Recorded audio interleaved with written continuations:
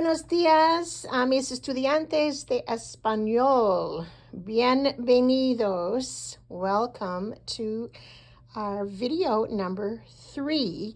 And as you know, we have been working on our pronunciation. Remember, A, E, O. Ooh. Every time you see the letter, that letter, that's your sound. Ah, you see that letter, your sound is A. You see that letter, your sound is E. That letter, O. And that letter, oo. And I don't point, I don't say the vowel so as not to confuse the sound. So last night was our third class, and we had, again, a great time together working on our 3 components: pronunciation, grammar, and conversation.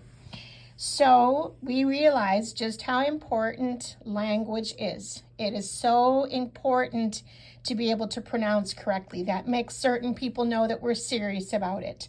So we say hola, not hola or hole. It's hola. We say adios. We don't say adios. We say adios because that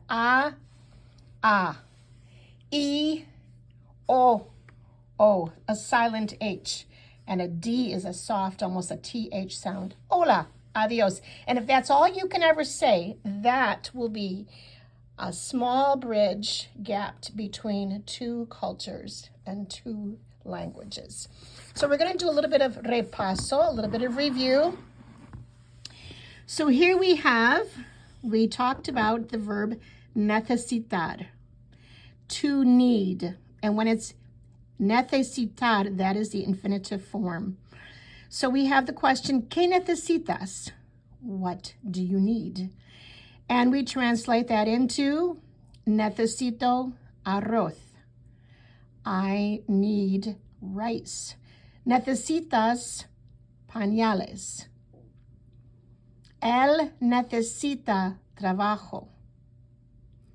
Necesitamos leche. Necesitáis ayuda.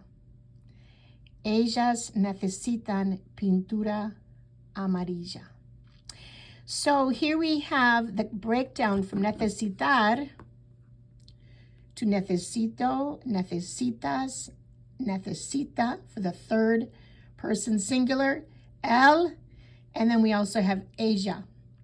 For the plural, we have necesitamos, we. Necesitáis, you all.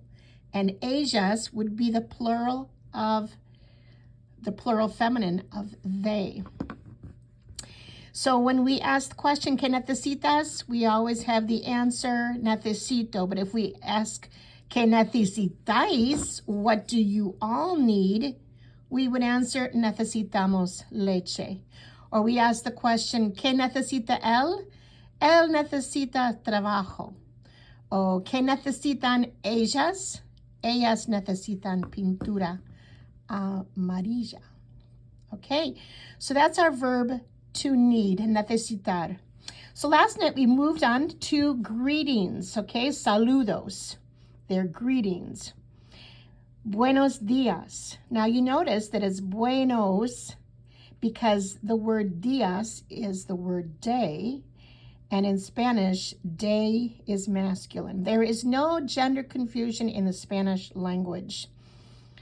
So when we say buenos días, we're actually saying the plural of days. Thus, your adjective has to reflect the plural. And días being masculine, buenos has to reflect a masculine plural. So we have buenos días instead of bueno días, or instead of buenos dia. Now you can say buen dia if it's singular. Buen dia. But normally we say buenos dias. Good day. Good mornings. Buenas tardes. You see that there? Buenas tardes. That's because the word afternoon is feminine. Now, I have no idea who determined which words are masculine or which are feminine, but we have to remember those, and it will come with time.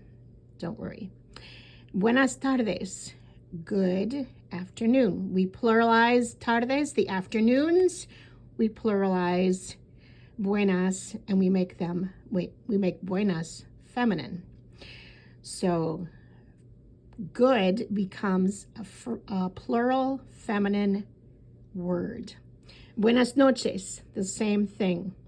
Now, we talked last night a little bit about when you say buenas noches, that is more of a despedida, more of a leaving. Like when we say good night, buenas noches, we are leaving. Sorry.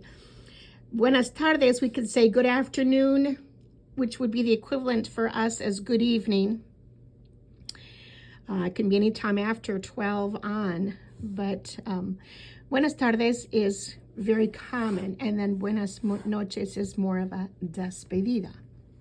¿Cómo estás is our question. Now you notice how we have the upside down question mark. That in Spanish is super important because right away you know that this is going to be a question. ¿Cómo estás? How are you? And then we're going to conjugate estás, and that's going to be more grammar, which we'll do later on. But my response is estoy bien, gracias. I am well, thank you. I can also say estoy contenta. I am content. And notice that we have the gender right here. Contenta. So if I'm answering it, I would say estoy contenta. If my husband answers, he would say estoy contento. Because he is a man, he gets the O as the masculine symbol for that adjective. Estoy cansada. I, as a female, am tired. In a feminine way. My husband is tired in a masculine way. Estoy cansado. These are very important things to learn. What is gender? It is such a distinguisher in the Spanish language. So if I'm a guy, I'm going to be a guy in every aspect. If I'm a girl, I'm going to be a girl in every aspect, and it's going to be reflected in my language, which I absolutely love. So we have here our greetings, our saludos, buenos días, buenas tardes, buenas noches. Then we have our question, ¿cómo estás? Estoy bien, gracias. Estoy contenta. Estoy cansada. And then we ask our final question, ¿qué haces? Now remember again that Q-U-E sounds like the letter K in English, and haces, that H is silent. ¿Qué haces? What do you do? So I can say, yo trabajo. I work. That's simple. Aquí, yo estudio en la universidad. I study in the university. Or I can say, when someone says, ¿qué haces? What do you do? I can say, soy pintor. I am a painter. O soy estudiante. I am a student. Or we can say, soy ama de casa. I am a housewife. Or we can talk about what grade we are in. Estoy en segundo grado. I am in second grade. So somebody asks you the question, ¿qué haces? You can respond, yo trabajo. Yo estudio en la universidad. ¿Qué haces? Soy pintor. Soy estudiante. ¿Qué haces? Soy ama de casa. Estoy en segundo grado. So somebody asks the question, ¿qué haces? Yo estudio en la universidad. Soy estudiante. Estoy en segundo grado. ¿Qué haces? Yo trabajo. Soy pintor. Soy ama de casa. So here we have the beginnings of a simple conversation. All these components. So we're going to put them together in a little bit of a conversation. So I will always pause after I say something here so that you can repeat it. So remember, your H is silent. Take note of your upside down question mark. That will tell you that it's a question. And remember your 5 vowel sounds, okay? That's actually so key. Ah, whoopsie, that's a little too blurry there. Ah, A, E, O, ooh, okay?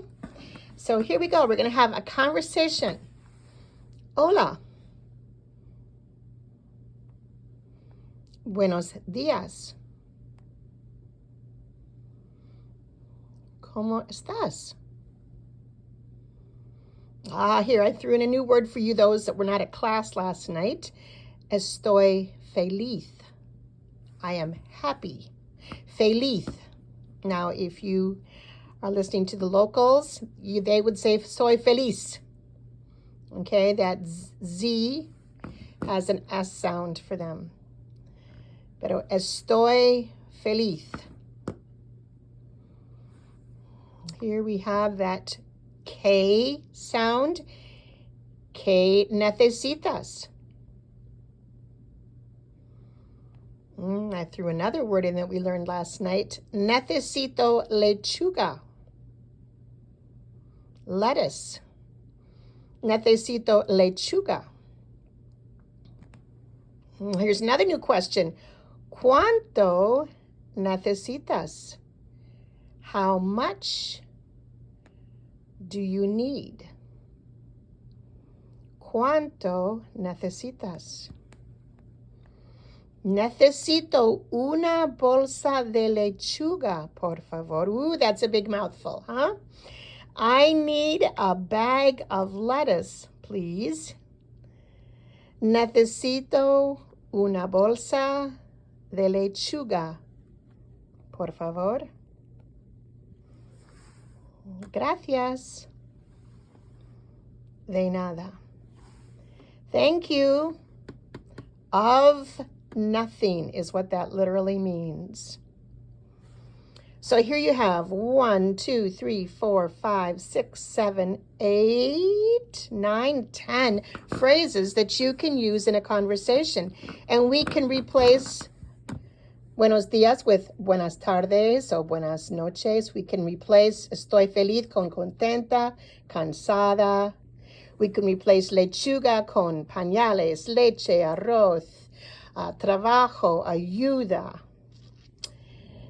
And we can replace, of course, what do we need and how much we need. 2 bolsas de lechuga. 3 kilos de arroz. 1 cubo de arena. A bucket of sand just came to mind. But these are some really good components to begin your conversation. But remember, the best and the easiest thing is that A, E, O, U. That will increase your pronunciation. Remember your que necesitas and your conjugation of necesitar. That's your grammar. Here are some components of grammar. And then here we have conversation. And I will tell you that even if you say just this much, you will bless someone's heart today. Have a great day. Our next class is this Saturday at 5 o'clock. That's 23rd. It will be our monthly Saturday class. I hope to see you. Otherwise, every Wednesday at 6 p.m. and we're in our center in Michigan. Have a great day. Adios.